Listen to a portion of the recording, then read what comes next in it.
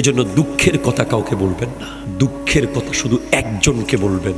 মসজিদে গিয়ে যায় নামাজে সিজদায় পড়ে কেঁদে কেঁদে বলবেন, পৃথিবীতে দুঃখের সাথী এখন আর কেউ নাই।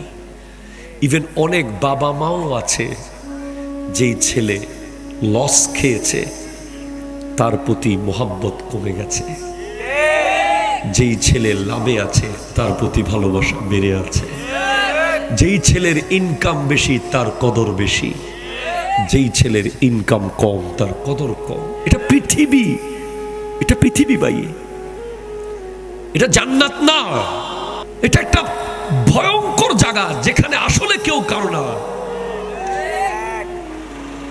আলটিমেটলি ভূমিকম্প যখন হয়েছে, আপনি কি আব্বা বলে ডেকেছেন না মা বলে ডেকেছেন না আল্লাহ বলে ডেকেছেন? যখন লেগেছে আপনি লা ইলাহা ইল্লা আনতা সুবহানাকা ইন্নী কুনতু মিনাজ জালিমিন পড়েছেন, জীবনে পড়তেন না, সেদিন পড়েছেন। আগুন নিভে যাওয়ার পরে আবার আপনি সুদ খাওয়া শুরু করেছেন, আবার আপনি ঘুষ খাওয়া শুরু করেছেন। ভূমিকম্প যাওয়ার পরে আবার আপনি জুলুম করা শুরু করেছেন, আবার অত্যাচার করা শুরু করেছেন। তাহলে আপনি কি আল্লাহর সাথে মশকরা করছেন? এজন্য আপনি ওলি হতে পারছেন না। যারা এ প্লাস পাওয়ার জন্য আল্লাহকে ডাকে না তারাই ওলি হয়ে যায়। যারা এ প্লাস পাওয়ার জন্য আগের রাতে আল্লাহকে ডাকে, ব্যবসার মাল খালাস করার জন্য আল্লাহকে ডাকে, সন্তান ঠিকভাবে প্রসব করার জন্য আল্লাহকে ডাকে, তারা কখনো ওলি হতে পারে না। তারা কাজ শেষ, আল্লাহর কথাও শেষ। এজন্য আল্লাহকে ভালোবেসে কাছে আসুন, দুঃখগুলো আল্লাহকে বলেন, যাই নামাজের সিজদায় গিয়ে বলেন, আল্লাহ আমার তো আর কেউ নাই, তুমি তো আমাকে বানিয়েছো, তুমি তো অনেক মানুষকে একদিন পরে পৃথিবী থেকে নিয়ে গেছো, অনেক মানুষকে 3 দিন পরে পৃথিবী থেকে নিয়ে গেছো, আমাকে তুমি এতদিন যখন রেখেছো, আমার এই কষ্ট তুমি দূর করে দাও। যেভাবে শাহ আমানত বলতেন, যেভাবে শাহ গরিবুল্লাহ বলতেন, যেভাবে শাহ সুলতান রুমি বলতেন, যেভাবে শাহ সুলতান বলখি বলতেন, যেভাবে শাহ জালাল ইয়ামানি বলতেন, কার পাওয়ারে যাচ্ছ বাংলাদেশে? আল্লাহর পাওয়ারে যাচ্ছি। যারা আত্মীয়তার সম্পর্ক ছিন্ন করেছে তারা বলবে, এই সম্পত্তির জন্য আমি আত্মীয়কে ছিন্ন করেছি, এই বাড়ির জন্য, এই টাকার জন্য, এই স্বর্ণের জন্য, এই হীরার জন্য আমি আপনজনকে ছেড়ে দিয়েছি, আমি রক্ত সম্পর্ককে ত্যাগ করেছি। আজকে সবাই ফেলে রেখেছে, লাথি মারছে, কেউ নিচ্ছে না সেগুলো, কারণ সেদিন হাসরের দিন হয়ে গেছে।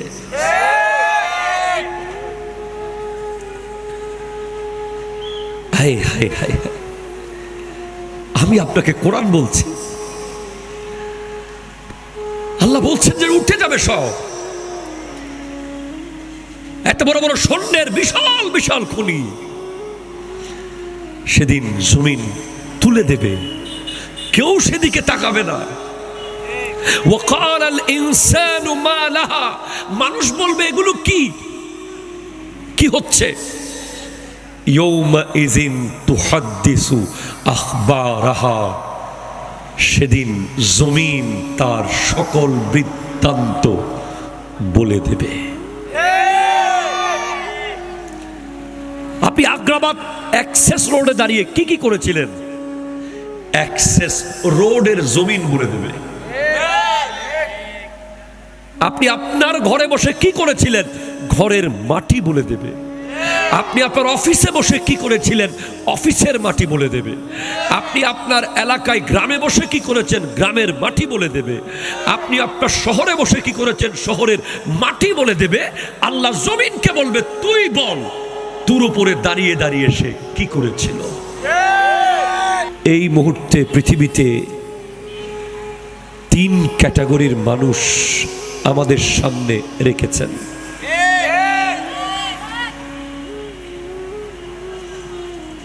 তিন ধরনের মানুষ এখন পৃথিবীতে আছে, যাদের এক দলের ভিতরেও আমরা নাই। এক ক্যাটাগরির মানুষ আছে চট্টগ্রাম মেডিকেল কলেজ হসপিটালের 12 নম্বর ওয়ার্ডে, এই আগ্রাবাদের এই সুন্দর চাকচিক্য জীবন, গাড়ি বাড়ি, বিশাল আজিম উসান যে দুনিয়াবি আকাঙ্ক্ষা, এগুলো কিছুই তাদের কাছে নাই। তারা শুধু চাচ্ছে একটু নিঃশ্বাস ফেলতে। কথা বলেন ঠিক কিনা? কথা বলেন। আপনি আমার মাহফিলে বসেছেন, ঠিক আছে, আমি এখনো আপনাকে মাহফিলে বসেছেন মনে করছি না, তাই আমি এখনো ওয়াজে যাচ্ছি না। আমি এখনো আপনাকে ট্রাই করছি যে আপনি আসলে আগামী কতক্ষণ থাকতে পারবেন।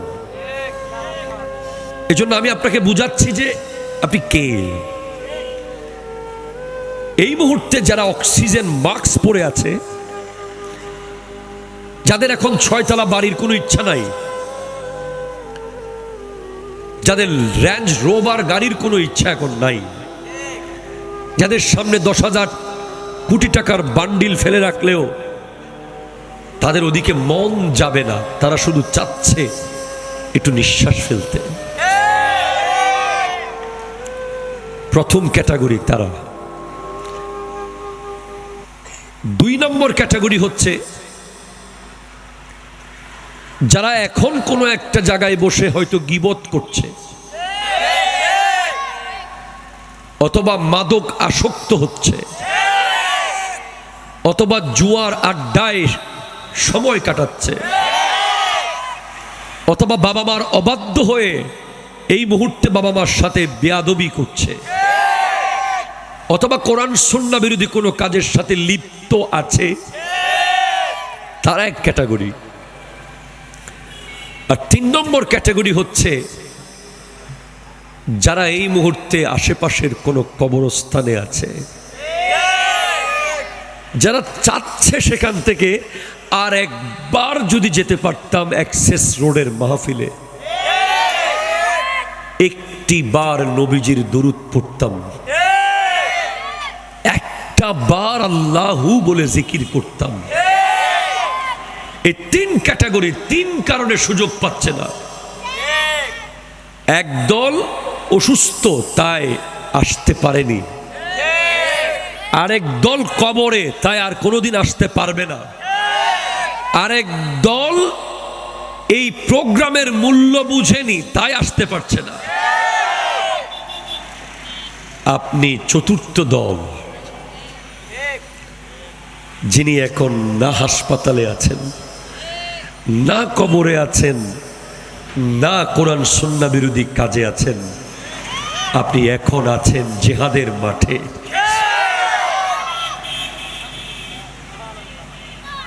আপনি হাজার শয়তানের সাথে যুদ্ধ করে মাহফিলে এসে বসে গেছেন। এই প্যান্ডেলের বাইরে যদি কেউ মারা যায় আমি তাকে শহীদ বলতে পারবো না, কিন্তু এখানের ভেতরে যদি এখন কেউ মরে যায় আমি তাকে শহীদ বলতে পারবো। সাল্লুনা আলান নবী ইয়া আইয়ুহাল্লাযীনা আমানু সাল্লু আলাইহি ওয়া সাল্লিমু তাসলিমা। আল্লাহুম্মা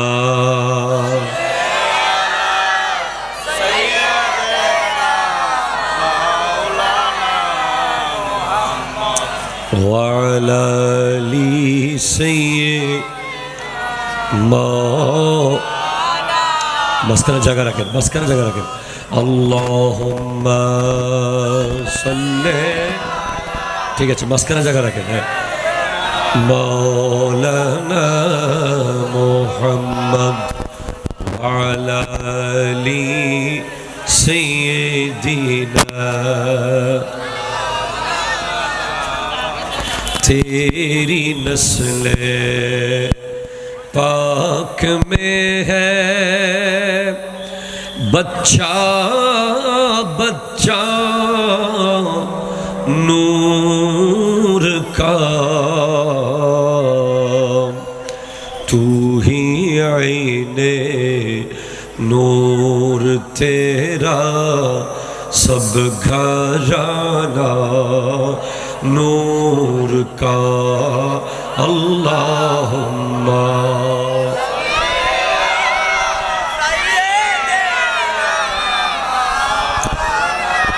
वअला आलि सय्यिदना अऊज़ु बिल्लाहि मिनश शैतानिर रजीम बिस्मिल्लाहिर रहमानिर रहीम या अय्युहन्नासु इत्तक़ू रब्बकुम इन्न ज़लज़लतस साअति शैउन अज़ीम। आरो जोरे आरो जोरे आरो जोरे। वाइदन क़ाल अल्लाहु तआला फ़ी मकामिन आख़र इज़ा ज़ुलज़िलतिल अर्दु ज़िलज़ालहा व अख़रजतिल अर्दु अस्क़ालहा व क़ालल इंसानु मा लहा यौमइज़िन वल्हम्दुलिल्लाहि रब्बिल आलमीन। रब्बी सल्ली व सल्लिम व बारिक अलैहि या अरबी या क़रशी या हाशिमी या लखबी या मक्की या मदनी या मुत्तलबी। सकले एक बार ईमानी आवाज़े बोलें या रसूल अल्लाह। और एक बार मोहब्बते बोलें या हबीब अल्लाह या नबी अल्लाह या नूर अल्लाह या रहमतल लिल आलमीन। ঐতিহ্যবাহী আগ্রাবাদ অ্যাক্সেস রোড যুব সমাজের উদ্যোগে পবিত্র তাফসিরুল কোরআন মাহফিল উপলক্ষে আয়োজিত হাফিজ मौलाना मोहम्मद जहीरुल इस्लाम खतीब मस्जिदे अमीर अग्राबाद एक्सेस रोड चट्टग्राम प्रतिष्ठाता परिचालक अल जामियातुल इस्लामिया चट्टग्राम आजकेर प्रधान अतिथि अलहाज हाफिज मौलाना मोहम्मद मंसूरुल हक जिहादी इमाम जमीयतुल फलाह जातीय मस्जिद खतीब चट्टग्राम जिला पुलिस लाइन मस्जिद छोटोपुल एवं स्टेजे बसा अपरापर उलामाए केराम विशेष करे स्पेशली तरुण युवक भाइरा पर्दार आड़ालेर मा ओ बोनेरा सोशल मीडियार माध्यमे बक्तव्य जारा शुनछेन शुनबेन अस्सलामु आलैकुम व रहमतुल्लाहि व बाराकातुहू। रब्बुल आलमीनेर आलिशान दरबारे लक्ष कोटी शुक्रिया आदा करছি যে এই মুহূর্তে এই পৃথিবীতে তিন ক্যাটাগরির মানুষ। This is one kind of clips for you. I would like to request all of the media personality you have to stand up all time in front of your camera, otherwise I can't give you the videos. Don't move. আল্লাহ তাআলা এই মুহূর্তে পৃথিবীতে তিন ক্যাটাগরির মানুষ আমাদের সামনে রেখেছেন।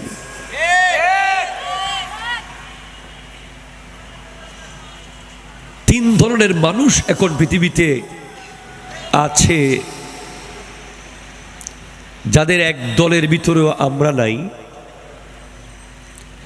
এক ক্যাটাগরির মানুষ আছে চট্টগ্রাম মেডিকেল কলেজ হসপিটালের 12 নম্বর ওয়ার্ডে এই আগ্রাবাদের এই সুন্দর চাকচিক্য জীবন, গাড়ি বাড়ি, বিশাল আজিম উশান যে দুনিয়াবি আকাঙ্ক্ষা, এগুলো কিছুই তাদের কাছে নাই। তারা শুধু চাচ্ছে একটু নিঃশ্বাস ফেলতে। কথা বলেন ঠিক কিনা? কথা বলেন। আপনি আমার মাহফিলে বসেছেন, ঠিক আছে, আমি এখনো আপনাকে মাহফিলে বসেছেন মনে করছি না, তাই আমি এখনো ওয়াজে যাচ্ছি না। আমি এখনো আপনাকে ট্রাই করছি যে আপনি আসলে আগামী কতক্ষণ থাকতে পারবেন। এজন্য আমি আপনাকে বুঝাচ্ছি যে আপনি কে। এই মুহূর্তে যারা অক্সিজেন মাস্ক পরে আছে, যাদের এখন 6 তলা বাড়ির কোনো ইচ্ছা নাই, যাদের রেঞ্জ রোভার গাড়ির কোনো ইচ্ছা এখন নাই, যাদের সামনে 10,000 কোটি টাকার বান্ডিল ফেলে রাখলেও তাদের ওদিকে মন যাবে না, তারা শুধু চাচ্ছে একটু নিঃশ্বাস ফেলতে।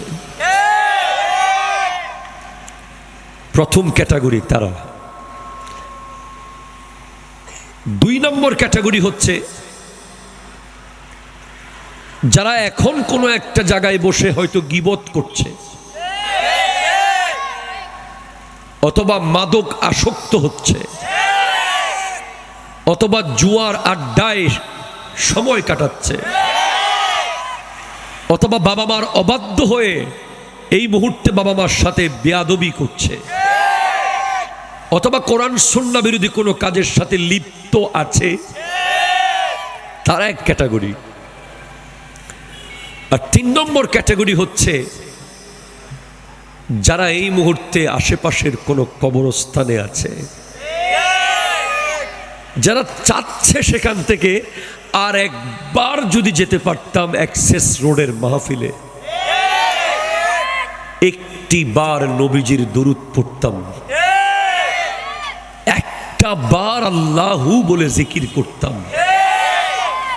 এই 3 ক্যাটাগরি 3 কারণে সুযোগ পাচ্ছে না। একদল অসুস্থ তাই আসতে পারেনি, আরেক দল কবরে তাই আর কোনোদিন আসতে পারবে না, আরেক দল এই প্রোগ্রামের মূল্য বুঝেনি তাই আসতে পারছে না। আপনি চতুর্থ দল, যিনি এখন না হাসপাতালে আছেন, না কবরে আছেন, না কোরআন সুন্নাহ বিরোধী কাজে আছেন, আপনি এখন আছেন জিহাদের মাঠে।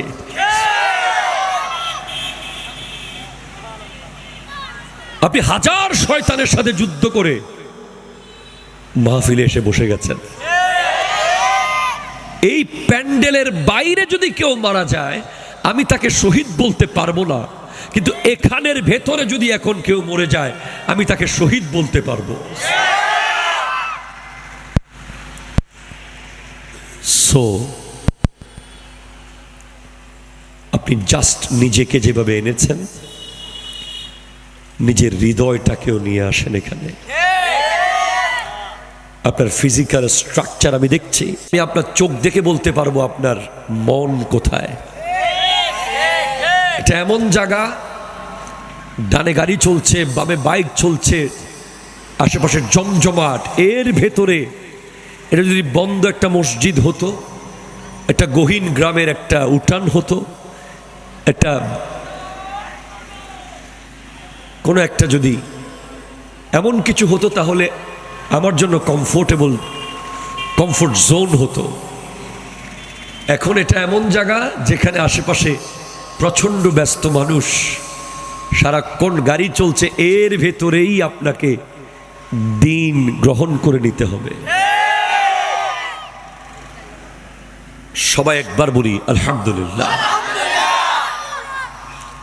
মনে রাখবেন, লাইন শাকারতুম লাযীদান্নাকুম ওয়া লাইন কাফারতুম ইন্না আযাবি লাশাদীদ। আজকের শুকরিয়া হবে আপনি এই প্যান্ডেলে আসতে পেরেছেন। আজকের শুকরিয়ার কারণ হবে আগ্রাবাদে কয়েক লক্ষ যুবক আছে, কয়েক হাজার যুবক আছে, সেখান থেকে আপনাকে আল্লাহ সিলেক্ট করেছে এখানে বসার জন্য। সেজন্য আরো একবার বলেন আলহামদুলিল্লাহ। আমার বক্তব্য একেবারে সহজ এবং সোজা।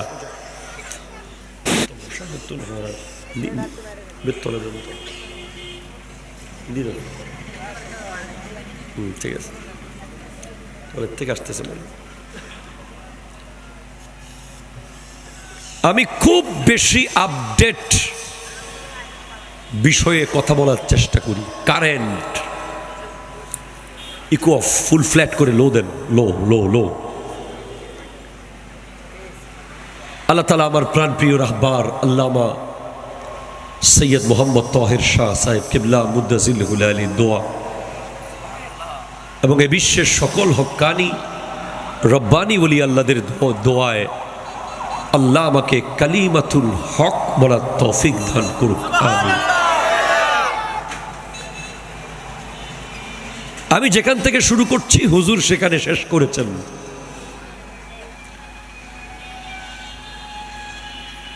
গত শুক্রবার ঠিক জুমার আগে ঘণ্টাখানেক আগে আমি সোশ্যাল মিডিয়ায় আমার অফিসিয়াল পেজে একটা লাইন লিখেছি, এভাবেই কোনো এক শুক্রবার কেয়ামত এসে যাবে। আমি আবারও স্পষ্ট করছি বাক্যটা, এভাবেই কোনো এক শুক্রবার কেয়ামত এসে যাবে।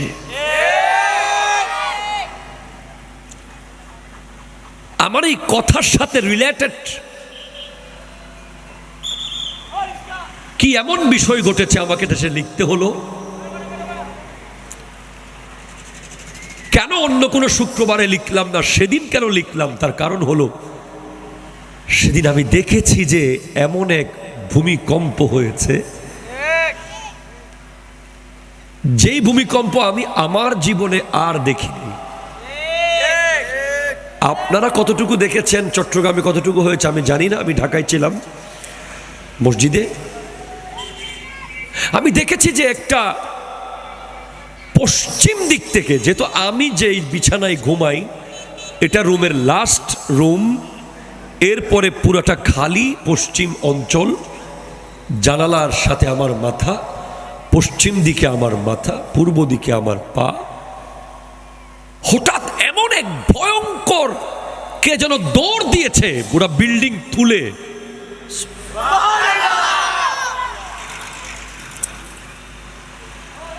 তখনই আমি ভাবলাম, ওকে বললে আস্তে ডাক দিতে, তুমি আস্তে করে ডাক দাও। কোরআন বলছে ইজা জুলজিলাতিল আরদু জিলজালাহা। আল্লাহু আকবার বলেন। ওটা তো একটা ঝলক ছিল, যেটার ভয়ে গতকাল সারা রাত ফেসবুকে বড় বড় সেলিব্রিটিরা স্ট্যাটাস দিচ্ছে ঢাকা ছেড়ে চলে যান, নিরাপদ জায়গায় চলে যান, ঢাকা ইউনিভার্সিটি বন্ধ করে দেওয়া হয়েছে। অবশ্যই যার যা সিকিউরিটি সে মেনটেইন করবে, কিন্তু আমি আবার লিখেছি গতকাল, ভূমিকম্প থেকে পালানোর কোনো সুযোগ নাই। তুমি পৃথিবীর যেখানেই যাও ওখানেই তোমার রব ভূমিকম্প দিতে পারে। ইভেন তুমি যদি পৃথিবীর সবচেয়ে কঠিন মজবুত দেয়ালের বাড়িতে ঢুকে যাও, তুমি যদি লোহার বাড়িও বানাও, ওই লোহার বিল্ডিংও ভূমিকম্প জমিন দুই ভাগ করে ভিতরে ঢুকিয়ে ফেলতে পারে।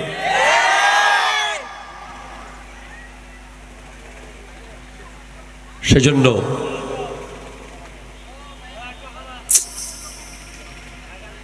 কি হচ্ছে, প্লিজ সিট ডাউন। তুমি ভূমিকম্প থেকে পালায়ও না, তুমি ভূমিকম্পের রবের অনুগত হয়ে যাও।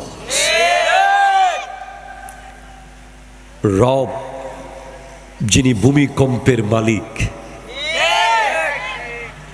যিনি জালজালার মালিক, যিনি বলছেন ইযা জুলজিলাতিল আরদু জিলজালাহা, জমিন যেদিন চূড়ান্ত কম্পন কেঁপে উঠবে, চূড়ান্ত। Please please my dear young generation, please, এটা হাসির কথা না, এটা এমন আলোচনা শুরু হয়েছে যে আলোচনা আজকে থেকে 5 বছর আগে মানুষ কান্নার আওয়াজে প্যান্ডেল ভিজে গেছে। আজকের যুব সমাজ এমন একটা সময় পার করছে যখন যুব সমাজের চারপাশে এত বেশি দুনিয়া, এত বেশি দুনিয়া, এত বেশি রং তামাশা, হাসি ঠাট্টা মজাক মস্কারা ঢুকে গেছে যে তারা কবর ভুলে গেছে, তারা হাসর ভুলে গেছে। তাদেরকে ছট করে আল্লাহ একটা ঝাঁকুনি দিয়ে বলছে, এই সোজা হয়ে যা। ঠিক কিনা জোরে কথা বলে?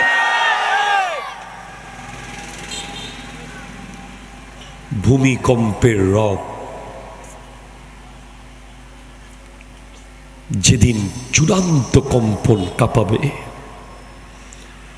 এমন ভাবে পৃথিবী নড়বে যে, এমন ভাবে পৃথিবী কাঁপবে, ও আখরাজাতিল আরদু আসকালাহা, জমিন তার সমস্ত সম্পদ খনি উপরে তুলে দেবে। সহিহ মুসলিম শরীফের হাদিস, যারা মানুষ হত্যা করেছে তারা বলবে, হাই হাই হাই, এই সম্পদের জন্য আমি মানুষ মেরেছিলাম, আজকে এই সম্পদ কেউ নিচ্ছে না।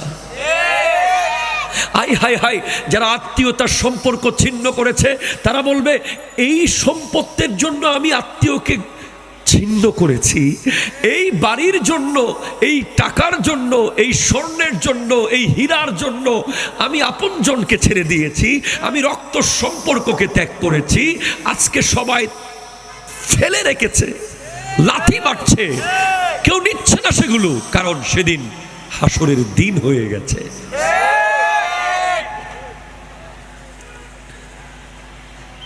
হাই হাই হাই, আমি আপনাকে কোরআন বলছি, আল্লাহ বলছেন যে উঠে যাবে সব। এত বড় বড় স্বর্ণের বিশাল বিশাল খনি সেদিন জমিন তুলে দেবে, কেউ সেদিকে তাকাবে না। ওয়াকাল ইনসানু মা লাহা, মানুষ বলবে এগুলো কি কি হচ্ছে? ইয়ৌমাইযিন তুহাদ্দিসু আখবারাহা, সেদিন জমিন তার সকল বৃত্তান্ত বলে দেবে। আপনি আগ্রাবাদ অ্যাক্সেস রোডে দাঁড়িয়ে কি কি করেছিলেন? অ্যাক্সেস রোডের জমিন বলে দেবে। আপনি আপনার ঘরে বসে কি করেছিলেন? ঘরের মাটি বলে দেবে। আপনি আপনার অফিসে বসে কি করেছিলেন? অফিসের মাটি বলে দেবে। আপনি আপনার এলাকায় গ্রামে বসে কি করেছেন? গ্রামের মাটি বলে দেবে। আপনি আপনার শহরে বসে কি করেছেন? শহরের মাটি বলে দেবে। আল্লাহ জমিনকে বলবে, তুই বল তোর উপরে দাঁড়িয়ে দাঁড়িয়ে সে কি করেছিল।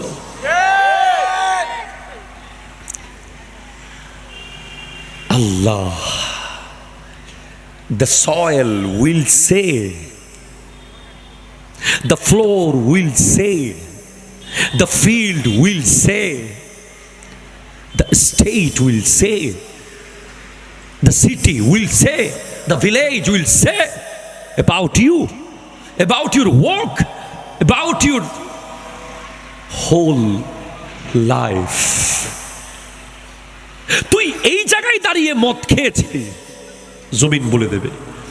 তুই ওই জায়গায় দাঁড়িয়ে জুয়া খেলেছিলি, জমিন বলে দেবে। তুই ওই জায়গায় বসে মাদকাসক্ত হয়েছিস, জমিন বলে দেবে। তুই ওই জায়গায় দাঁড়িয়ে সুদের টাকা নিয়েছিলি, জমিন বলিয়ে দেবে। তুই ওই জায়গায় দাঁড়িয়ে ঘুষের টাকা নিয়েছিস, জমিন বলে দেবে। তুই ওই জায়গায় বসে বসে 2 নম্বর মাল বিক্রি করেছিলি, জমিন বলে দেবে। তুই এই জায়গায় তোর ভাইয়ের সাথে জুলুম করেছিলি, জমিন বলে দেবে। জমিন কথা বলবে, ঠিক কিনা কথা বলেন? وقال الإنسان ما لها يومئذ تحدث أخبارها بأن ربك أوحى لها। আপনি ভূমিকম্প থেকে পালাচ্ছেন। গতকাল দেখলাম যে আমাদের দেশের একজন গুরুত্বপূর্ণ কর্মকর্তা, হয়তো ফায়ার সার্ভিসের অথবা কোনো একটা ফোর্সের হবে, উনি বলছেন যে পুরান ঢাকায় যদি ভূমিকম্প হয় তাহলে আমরা ওই এলাকাকে পরিত্যক্ত ঘোষণা করব। আমাদের পক্ষে রেস্কিউ করা সম্ভব হবে না, এত মানুষ মারা যাবে, ঘর বাড়ি এত ভয়ঙ্করভাবে বানানো হয়েছে। মানুষ কি, মানুষ কত লোভী হলে ঘর বানানোর সময় নিজের খাট বের করার জায়গা রাখে না। রিসেন্টলি আমি একটা জায়গায় গিয়েছি, ওই এলাকার নাম আমি বলবো না আপনাদেরকে, আমি তাদেরকে অপমান করতে চাই না। গত কয়েকদিন আমি একটা জায়গায় মাহফিলে গিয়েছি, যাদের ঘরে যেতে আমি আটতেছি না, আমাকে যেই ঘরে আপ্যায়ন করা হয়েছে আমি হেঁটে ঢুকতে পারছি না। আমি তো চিকন মানুষ, তাহলে মোটা একজন মানুষ কেমনে ঢুকবে? একটা খাট কিভাবে যাবে? চারজন মানুষ খাট ওরে কিভাবে বের হবে? বের হওয়ার চিন্তা করে নাই, শুধু খাওয়ার চিন্তা করেছে। কথা জোরে বলেন, ঠিক কিনা জোরে বলেন।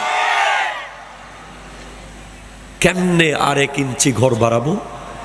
কেমনে 3 তলার ফাউন্ডেশনে 6 তলা বানাবো? কেমনে 6 তলার ফাউন্ডেশনে 10 তলা বানিয়ে দেব? কেমনে সিডিএর প্ল্যান বাদ দিয়ে ঘর বানাবো? কিভাবে আর 10টা রুম বাড়াবো? কিভাবে আরো বাসা বাড়বে? কিভাবে মানুষকে আরো বেশি ইনকাম করতে পারবো? এটার মধ্যে আছে, কিন্তু ভূমিকম্প হলে কোন দিক দিয়ে বের হব সেই রাস্তা রাখে নাই। ঠিক কিনা কথা বলে?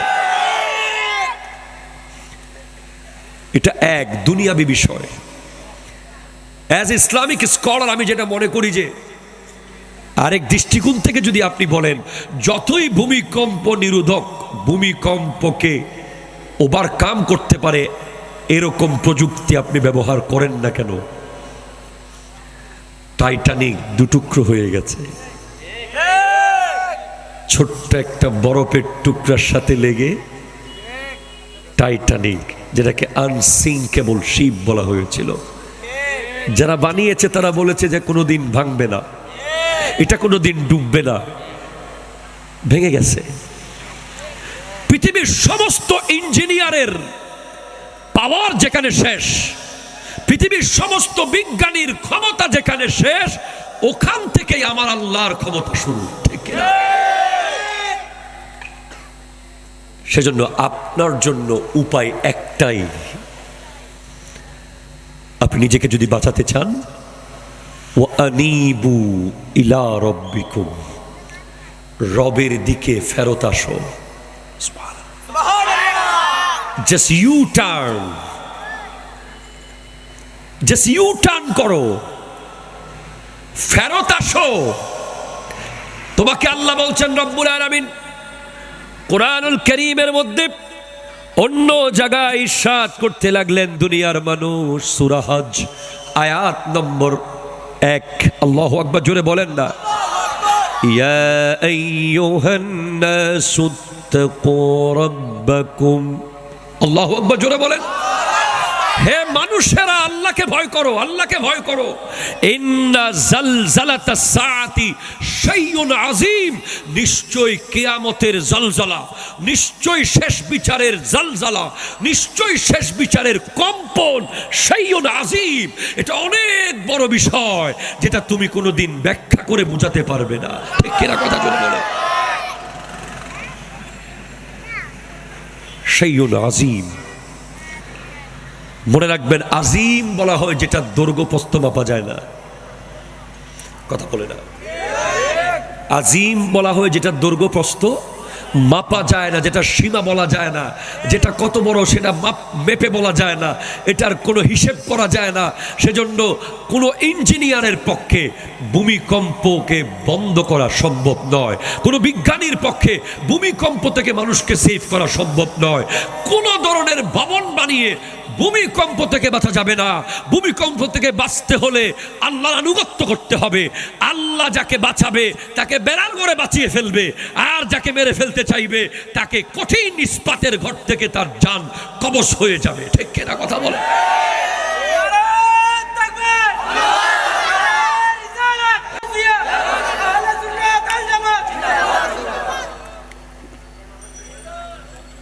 ভূমিকম্প কেন হয়? তার অনেকগুলো কারণের মধ্যে একটা গুরুত্বপূর্ণ কারণ হলো আল্লাহ তার বান্দাকে সতর্ক করে। যে সতর্ক করে এবং ভূমিকম্প হলো কিয়ামতের অন্যতম আলামত।